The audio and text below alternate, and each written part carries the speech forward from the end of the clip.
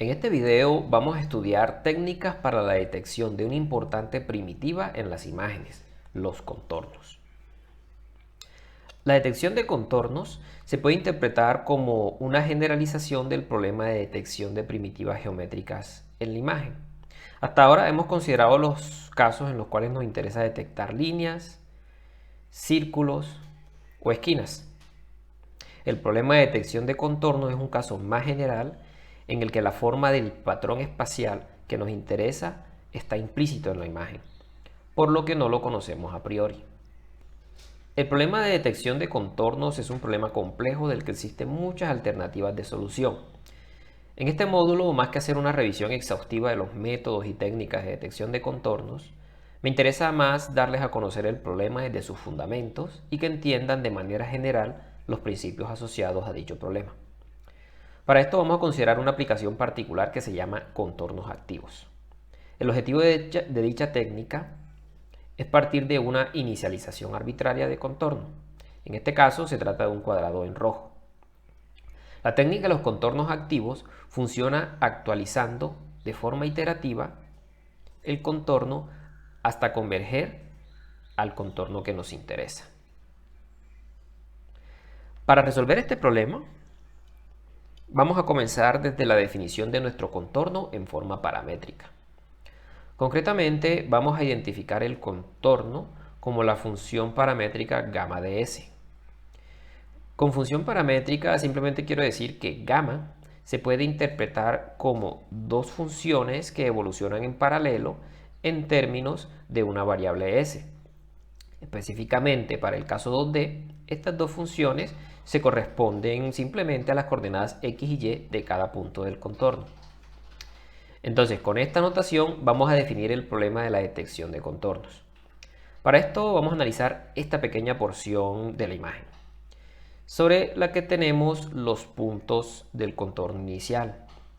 El problema que debemos resolver es cómo actualizar las coordenadas x y y del contorno para converger lentamente al contorno que nos interesa. Concretamente, queremos que dichos puntos se muevan de tal forma que obtengamos una mejor aproximación del objeto de interés, de tal forma que las nuevas coordenadas estén más cerca de la solución final. En términos vectoriales, queremos poder estimar las coordenadas x, y de cada punto en un instante determinado a partir de las coordenadas en el instante anterior más un desplazamiento. Entonces, en estos términos, el problema se reduce en proponer una regla que me permita estimar el vector de desplazamientos que debo aplicar en un instante determinado en cada coordenada x y y de mi contorno. Para resolver este problema, vamos entonces a estudiar la técnica conocida como contornos activos. El objetivo de esta técnica es minimizar una energía que se define en función del contorno gamma de S. La clave de la solución está en proponer una definición de esta energía que me garantice que el contorno evoluciona en la dirección deseada. Con este propósito vamos a definir la energía en función de varios términos, cada uno de los cuales tendrá en cuenta diferentes criterios, como por ejemplo los bordes de la imagen, la regularidad o suavidad del contorno, u otros criterios que yo quiera incluir. Vamos entonces a comenzar con definir un término de energía que depende del gradiente de la imagen. En este ejemplo, claramente el vector gradiente puede ser un buen indicador sobre la dirección en la que debe evolucionar el contorno para acercarme a la figura de interés. Concretamente, vamos a definir este término de energía como el producto entre la magnitud del gradiente evaluada en el contorno multiplicado por un factor delta. Esta definición garantiza que para un contorno determinado, esta función sea el resultado de acumular los valores del gradiente evaluados sobre el contorno. En la práctica, el gradiente se calcula sobre una versión suavizada de la imagen, es decir, una versión de la imagen que ha sido filtrada por un filtro gaussiano. El parámetro delta será el peso que nosotros le damos a este término de energía al momento de actualizar el contorno. Y el signo delta garantiza que el movimiento del contorno se haga en la dirección opuesta del gradiente. Esta definición hace que a partir del gradiente de un objeto, para minimizar este término de energía, el contorno tenga que moverse en la dirección opuesta del gradiente. Tal como dije anteriormente, sigma es un parámetro que se utiliza para suavizar la imagen de gradiente y delta es la ponderación que le vamos a dar a este término en la definición de nuestro contorno activo. Vamos a considerar un término adicional que esté en función de los bordes de la imagen. Para esto vamos a partir de los bordes obtenidos mediante el detector de bordes de Canny y vamos a aplicarle una transformación de distancia. La transformación de distancia consiste en medir la distancia que hay de cada punto de una imagen binaria hasta el 1 lógico más cercano.